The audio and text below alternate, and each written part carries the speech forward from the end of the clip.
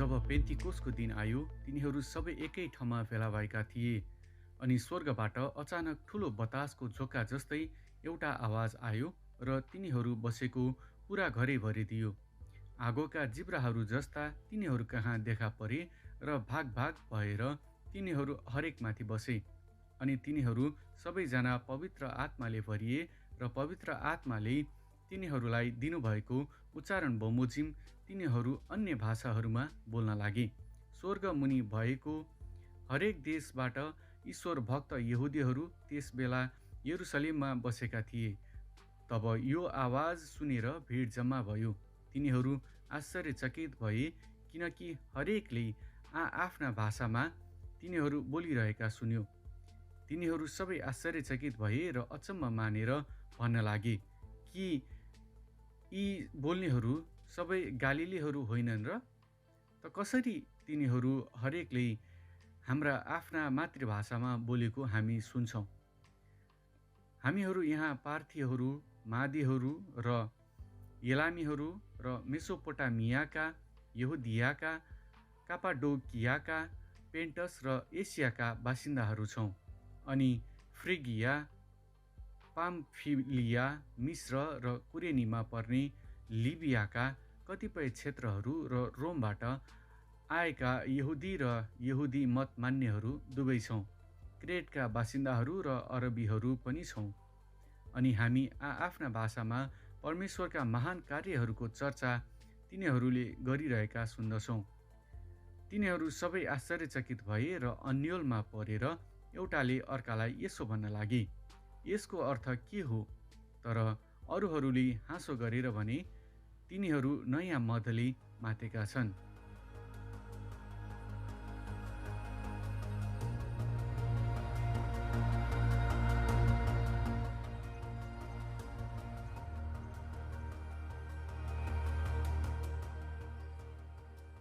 Good morning. It is still just about morning, isn't it? Yeah, we're there still.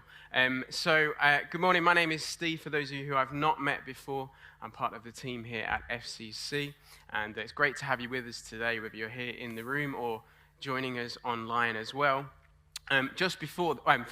One moment. Thank you to Cerise for sharing with us there in his native language, Nepali. Thank you, Cerise. So just before that, we asked that question, have you ever tried speaking a second language? What is it and how did it go? 3 questions in one today. So let's hear it. Anybody experience of second languages? French, Spanish, English, absolutely. Hands up if English is your second language. I applaud you. You are amazing. Great effort. Any other languages? Scouse, absolutely. Gracias. Spanish over there, wonderful. Any other languages? How good is this? I can't even hear what languages they are. They're just Greek, fantastic. Sorry, it all sounded Greek to me. Sign language, super. Sorry, I can't even see where it's coming from. It's bright. Sign language, fantastic. Lots of languages here in the room. Let me tell you quickly my experience. About 3 years ago, we started something here called Lunch Club. And quite quickly at our lunch club, we ended up where we had about 50% of people who came to lunch club speaking Arabic. And so I decided to attempt to learn Arabic. And so I downloaded the Duolingo app and went on a journey of 18 months of learning Arabic. And Duolingo is good fun because it has this kind of thing to encourage you to come back, where you have to build up your streak, your kind of daily streak. There are people that interpret this sermon, and the word streak might be a bit confusing at this point, but I built up like a daily kind of thing of going on this app. And the families that came to our lunch club, they were brilliant with letting me just try out my Arabic on them. And then this one day, the way Duolingo works is it kind of gives you these kind of strange sentences as a way to help you kind of learn a wider part of the vocabulary in that language. And one day I was speaking to one of the mums who would kindly let me practice my Arabic on her. And I said this sentence to her. I was really confident. I learned it in the week. And I said to her, you are a smart woman, because this was like the phrase that I'd learned. She looked absolutely gone out at me. And I thought, oh dear, something's gone wrong. She then laughed, and I thought, oh no, something's really gone wrong. And it turned out I'd said to her, "You are a clown of a woman."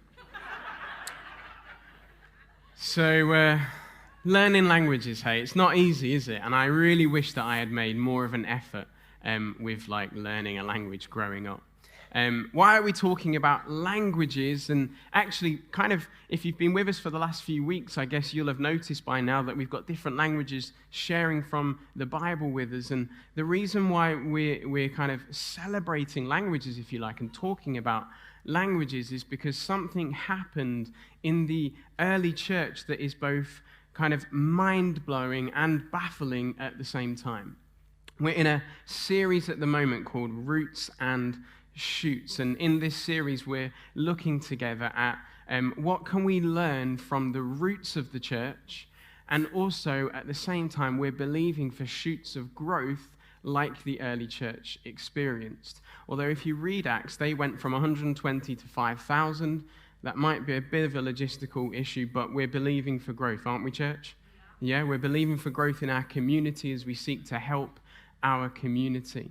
And so in this series, we've come to Acts chapter 2, and we looked together at Acts chapter 2, the start of it last week. In the first week, we heard about this group of people that came together, this group of confused and marginalized people that society were marginalizing, and this group of curious people.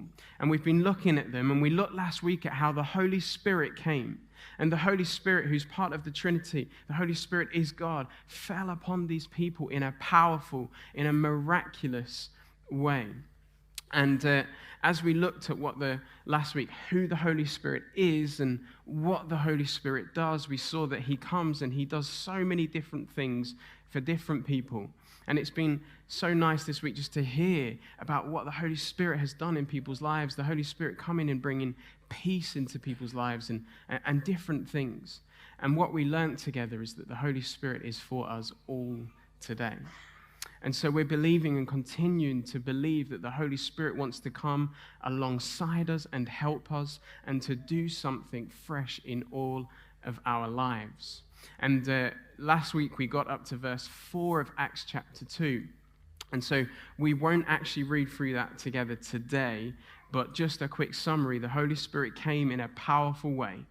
The Holy Spirit came, and what we read is that everyone present was filled with the Holy Spirit. And it says, we'll just jump to verse 4 if that's okay, Summer. In verse 4, it says, everyone present was filled with the Holy Spirit and began speaking in other languages as the Holy Spirit gave them this ability. So when I said before about how in Acts chapter 2 we see this kind of mind-blowing and baffling thing that takes place with languages, that's what happened. These people started speaking in languages that were not their own as the Holy Spirit gave them this ability. And then we'll continue the story together. It says in verse 5, it says, at that time there were devout Jews from every nation staying in Jerusalem. When they heard the loud noise, remember, it says that the Holy Spirit came with like wind and fire. Everyone came running, and they were bewildered to hear their own languages being spoken by the believers. We'll just pause it there for a moment. So that was verse 5 and verse 6. What was happening at this time is that there was something going on called the Pentecost Festival.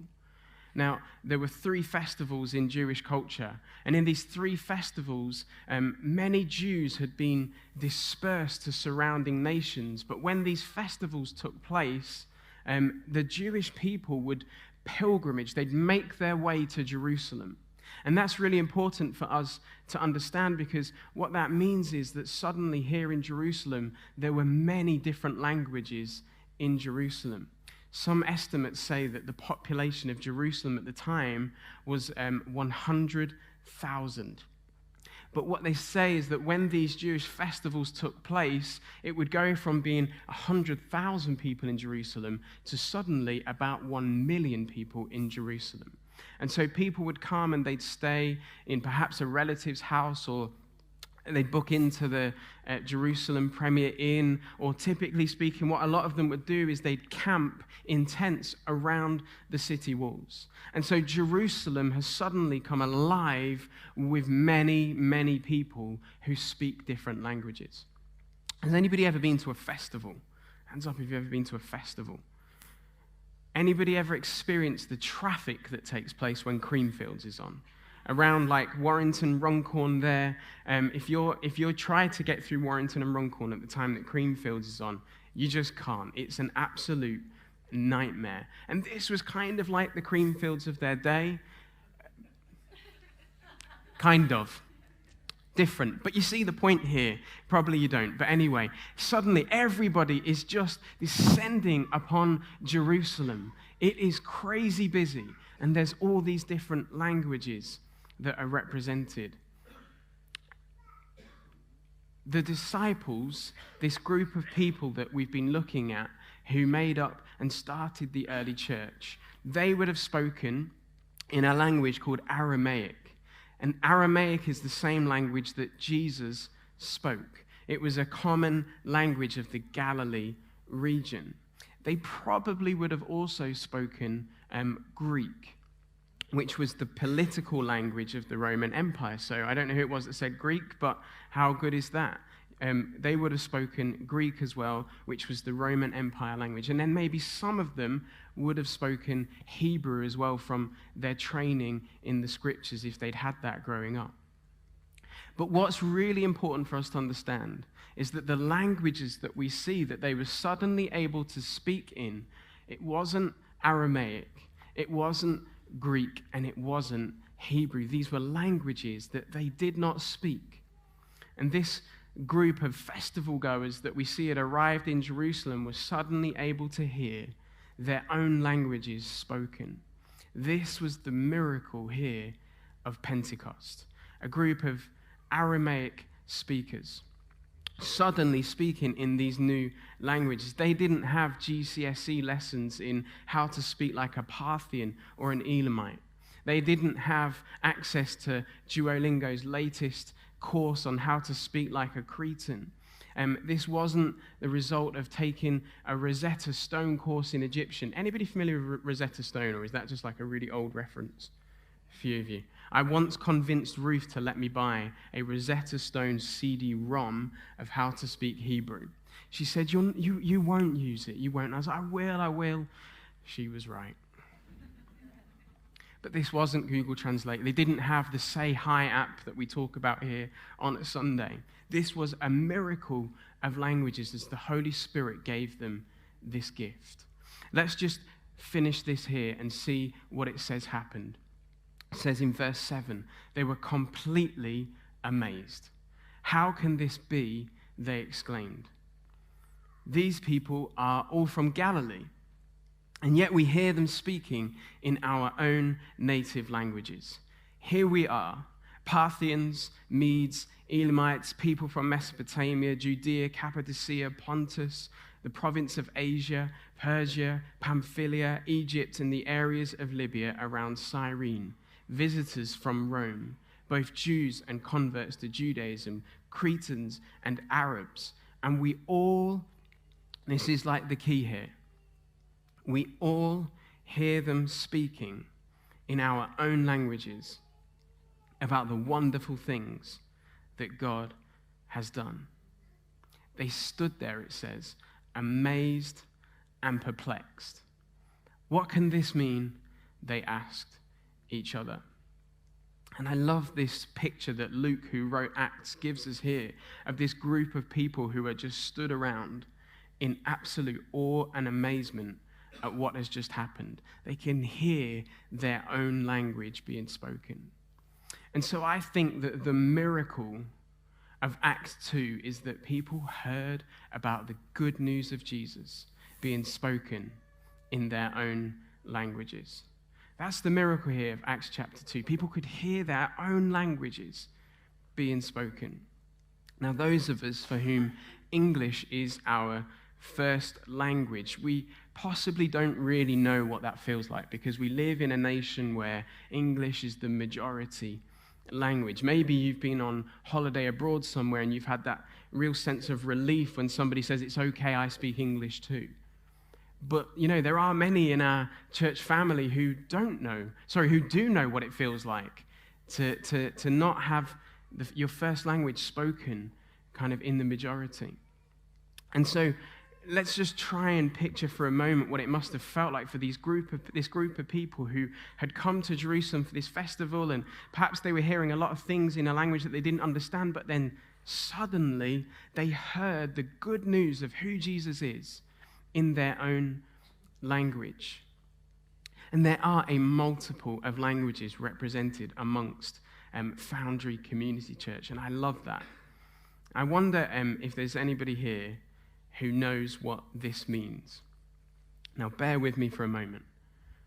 Jesu walai. Anybody know what that means? Oh, crumbs. Thank you, Kemi. Does that sound, you recognized it kind of? Was my pronunciation off there? It was off. Oh. Tayo gave me that pronunciation. That should have been Yoruba, but it didn't seem like it was. Okay, let's try something else. Aces undast. Aces undast. Anybody familiar with what that means? Okay, this is going really well. Let's try this one. Isus iesta viu. Oh no.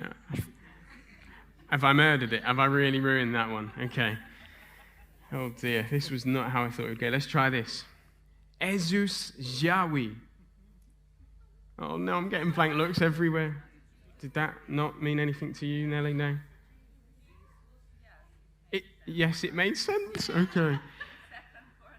Second. Okay, right, let's try one more. Let's just hope for the best here. Let's try this. Yeah, this one might work. Jesu é vivo. Jesus is alive. There we go. Phew, we got one of them right. No, I don't want your applause for that. That was absolutely terrible. Absolutely terrible. Now, the point of that was to hope that maybe there might be some joy in the room, because what I was saying was that Jesus is alive in some different languages. It turns out the opposite of joy just took place, but never mind. Jesus is alive, is what I was allegedly saying. I'm going to have to speak to Tayo, who provided me with that there, because it clearly wasn't right. All my pronunciation actually was terrible by the looks of it. Anyway, it didn't quite work out as I'd hoped, but it was kind of to try and show you what it might feel like if you don't speak this language, but suddenly you hear this good news in your own language. And so if I was to say Jesus is alive, that's good news, right? I got that one right, yeah? Jesus is alive. And what happens in Acts chapter 2 is this moment led to some incredible growth in the church. If you think about it, this moment here in Acts chapter 2 is what would eventually lead to a church being in a place called Witness. How good is that? How good is that the Holy Spirit came and moved in this powerful way? People could hear the things that Jesus had done. Now, this at this point was just the Jews that could hear what Jesus had done. But they would go back to their communities, to the places that they represent, to their countries, and suddenly they're armed with this good news that they could tell people around them, hey, have you heard about Jesus? He's this man, and he did some incredible miracles, and actually he died, but you know what? Then he came back to life again. How good is that? This good news, it begins to spread.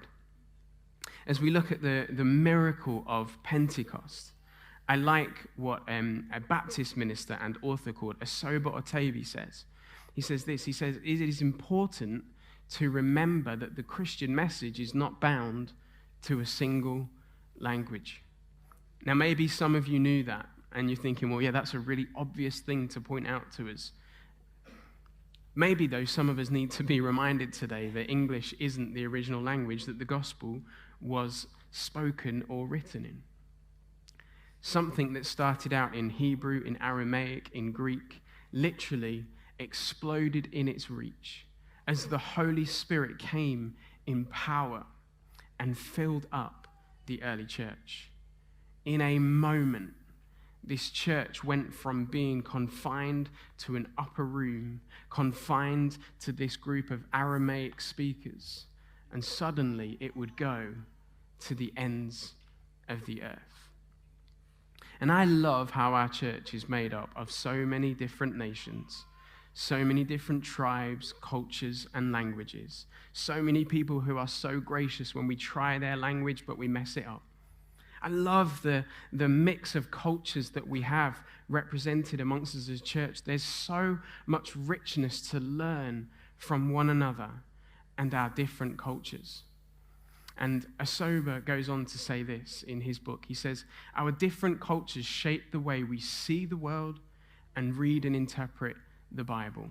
They also determine the kind of theology that we practice. I went to a seminar that Asoba did at a conference a few months back, and he talked about his book, and I went away and I read it. It's called Building Cultural Intelligence, and I just want to really recommend it for anybody who is interested in growing in your cultural intelligence and awareness. And this book is written from a church perspective, but also for business leaders, for people of influence in charities and organizations, and it's a great learning experience to kind of connect our experience of Christians and what it means to understand other cultures.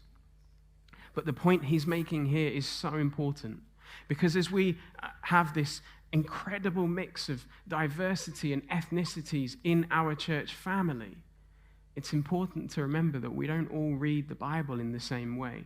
And here's why: because in our cultures, we have had different experiences. And in our experiences, that could be the monstrosity of war. It could be that people are here today because if they were in their home country to be a Christian, they would be persecuted for it. It could be that people are here today because they've experienced a famine where they're from. It could be that there are different class systems going on that mean that for them, they are a minority. They are marginalized by their society. And so they've come here for a better life. It could be that they're fleeing violence. Whatever it could be, when you think about those things, those of us who have just lived sheltered lives here in the UK, like the way that we read the Bible will be so different because of our experiences. And so we need to learn from one another. We need to share with one another. We need to journey through those experiences together. And we need to grow in our understanding of different cultures. I think that is something that if you're a follower of Jesus is super important to do.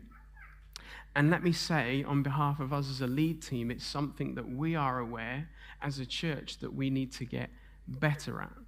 We recognize that leadership across all aspects of our church needs to reflect more the multi-ethnic church that FCC is. We don't have an answer for what that looks like yet, but we're talking about it. We're having conversations with other people that have been through that and have got more wisdom than us. We're asking the Holy Spirit to lead and guide us. But we want our services and our ministries and the events that we do to reflect more the different cultures that are represented among our church family, because that's a good thing when we learn from each other's cultures. It's not just a challenge, though, for us as a church, but I think for all of us individually, wherever we are, whatever we do, in our own contexts, we can all step outside of what might be familiar and learn about other cultures, to study, to visit, and to celebrate other cultures. We could have conversations with people in our connect groups, our communities. Perhaps it's on the school playground with another parent, or it's in the workplace, about their cultures. It's about being inquisitive and ready to learn. Could be just reading a book or watching a documentary or watching a film that celebrates another culture. Maybe it's studying a different language, even if that's just being able to say a few words to somebody, to greet them, to say hi in their own language. I mentioned this before. We often have talked about this app called the Say Hi app, and I just want to recommend it. It's a great app. It's an app which allows somebody just asked last week what I was doing when I was talking to somebody using this app, and what we do with this app is it means you can have a conversation with somebody who perhaps doesn't speak English, and it's great It's got so many different languages on it, because us speaking different languages, it doesn't need to be a barrier to having conversation with people. Now, it's an AI app, which means it has its flaws. Sometimes conversations can take a bit longer. I had a great conversation with somebody once where, and we joke about this now, but they said something, it interpreted it to me, and it said, "death to the food bank." And we looked at each other and we thought, turns out they meant the exact opposite, by the way. I just need to clarify that. So sometimes it has its shortfalls. But it's a great thing to be able to try and make an effort to speak to people who perhaps don't look like us or sound like us. It's a Holy Spirit-led unity thing that was started here in Acts chapter 2 in the early church. How can you grow in your cultural awareness and understanding? As we look at the early church, we see this amazing picture of a multicultural church, a group that represented different ethnicities, races, different languages that came together. But what we see is that there was a unity amongst them, an incredible unity, a miraculous unity that came from the Holy Spirit filling them up and helping them to then go and reach out to their cultures. And it's that unity in diversity that ultimately is a picture of heaven.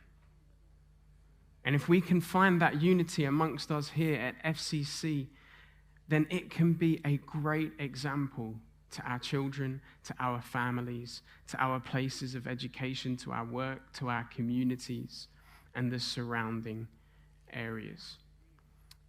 The church needs to learn how to have difficult conversations, but with unity and with love at the center.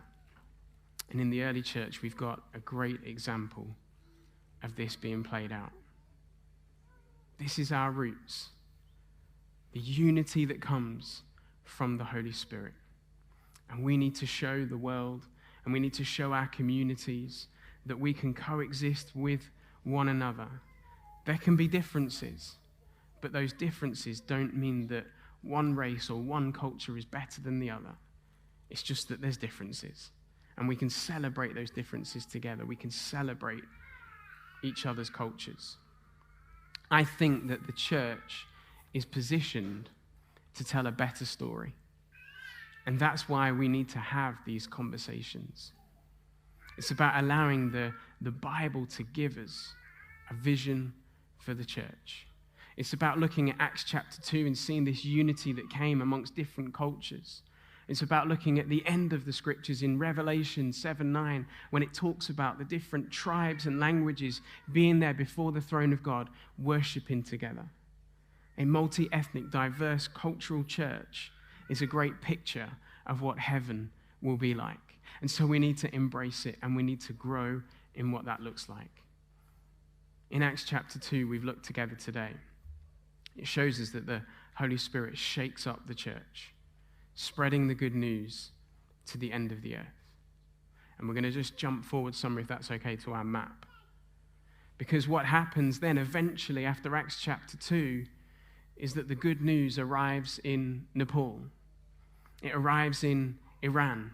It arrives in Thailand, in Poland, in Ukraine, in Romania, in Nigeria, in Kenya, in Ghana, in the Democratic Republic of Congo, in Eritrea, in Italy, in Germany, in Fiji, in Austria, in Iraq, in Syria, in Turkey, in Pakistan, in Trinidad and Tobago, in the Philippines, in Brazil, in Ireland, and in the UK.